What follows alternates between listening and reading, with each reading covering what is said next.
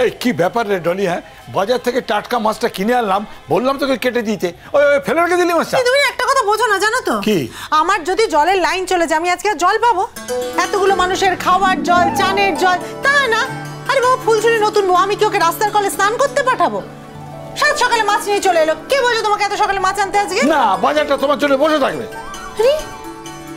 কি হয়েছেটা কি? উফ, তখন থেকে শুনে যাচ্ছি বাজার বাজার, মাছ মাছ মাছ মাছ। কি হয়েছে? এতকাল তো আমি অন্য নিয়ম দেখেছি, কি না দেরি করে বাজার যাব, সস্তা হবে। আজকাল হলোটা কি? সকালে উঠেই, ঘুম থেকে উঠেই বাজারে চলে যাচ্ছ। ভালো করলেও দোষ, এদের জন্য কিছু করা উচিত না। বাজার না করে বেরিয়ে যেতাম, সেইটা ভালো হতো। বেরোনোর কথা উঠছে কেন? তোমাকে তো ফুলঝুরি পুজো করতে যেতে বারণ করেছি, বাধা দুবারি ছাড়া। আজকে কোনো বিশেষ দিনও না, ওই দুবারিতে তো তোমার যে পুজো থাকার কথা না? ও, সেই বড় ঠাকুরের মন্দির, কালী মন্দির, ওগুলো পুজো করে বেড়াবে। বাবা, তুমি কি ফুলঝুরির কথা একেবারে শুনবে না? আচ্ছা কথা, আর রেখে দে তোর ফুলঝুরির কথা। সে কি আমার গার্জেন নাকি যে তার সব কথা আমাকে শুনতে হবে?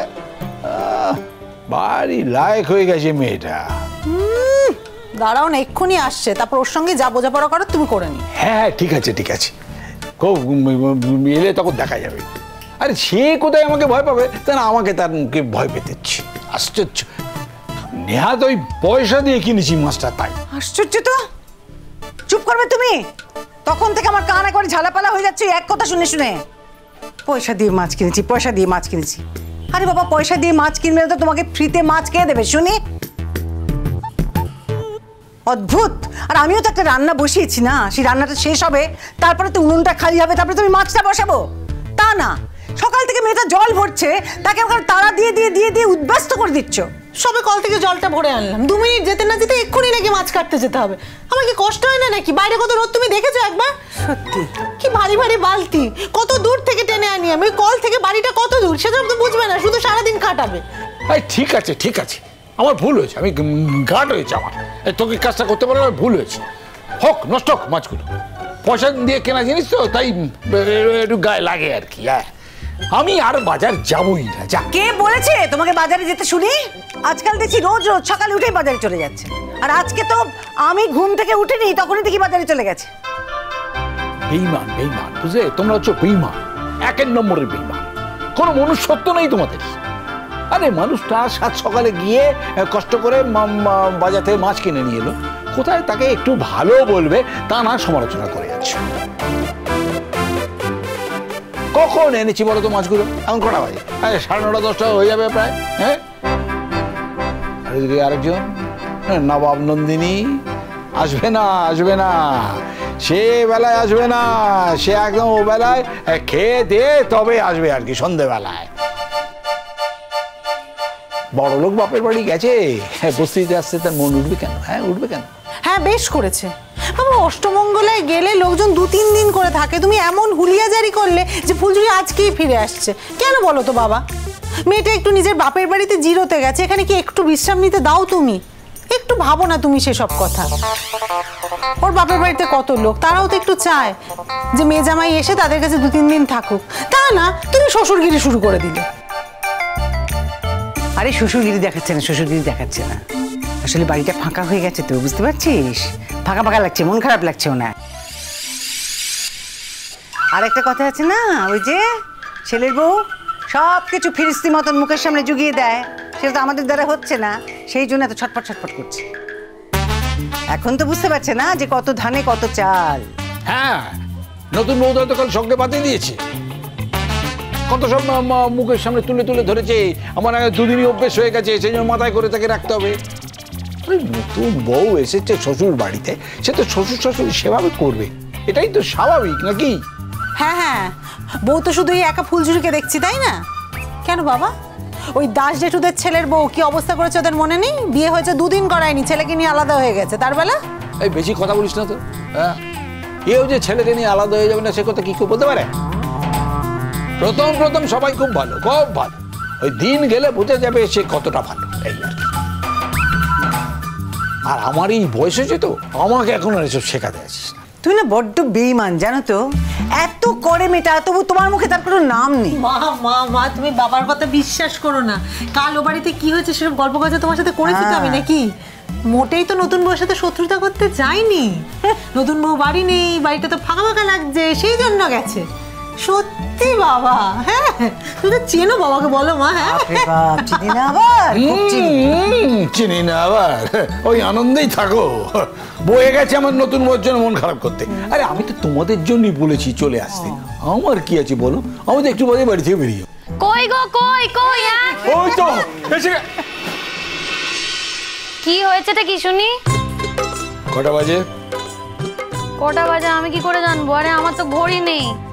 বলছি ও বাবা, এইবার আমাকে একটা ঘড়ি কিনে দেবে গো, তাহলে কটা বাজে আমি বলতে পারবো।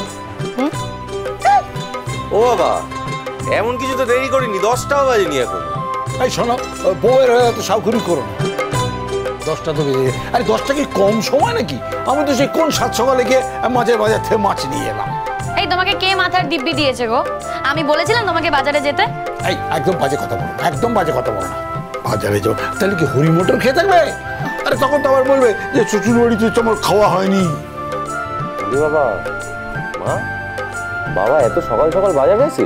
তুই জিজ্ঞেস কর না, জিজ্ঞেস কর, আমি কি করে জানবো?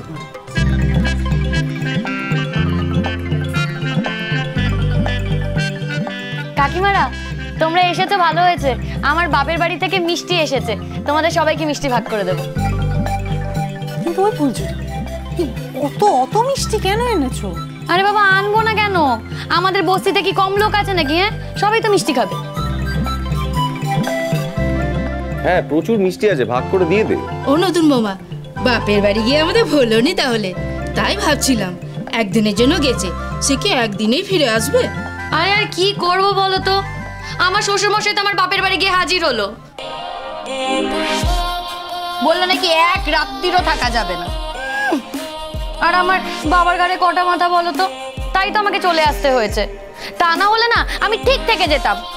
বাবা, আমি ভালো ভালো মন্দে মন্দ, এটা বুঝছো তো? বেশি বোঝাতে এসো না আমাকে, বুঝেছো তো? তুমি যদি আমার বাপের বাড়ি না যেতেন আমি ঠিক 3 দিন থাকতাম। আরে বাবা, অষ্টমঙ্গলা বলে কথা, 3 দিন থাকে তো নিয়ম আছে, আমি কেন বাদ যাবো বলো তো নিয়ম থেকে? কেন এলে কেন? হ্যাঁ, বাবার বাড়িতে থেকে গেলেই পারতে। আমি তো তোমার পায়ে ধরে সাধিনি। না না, তুমি আমার পায়ে ধরতে যাবে কেন বলো? তোমার তো আমাকে এই বাড়িতে আনাতেই আপত্তি ছিল, এই বিয়েতেই তোমার আপত্তি ছিল। আমাকে তোমার ছেলে বলেছিল জানো তো, যে বাবার যদি আপত্তি থাকে আমরা তাহলে আলাদা থাকবো। কিন্তু আমি রাজি হইনি। আমি বলেছি ওকে, কেন আলাদা থাকতে যাব, কিসের জন্য?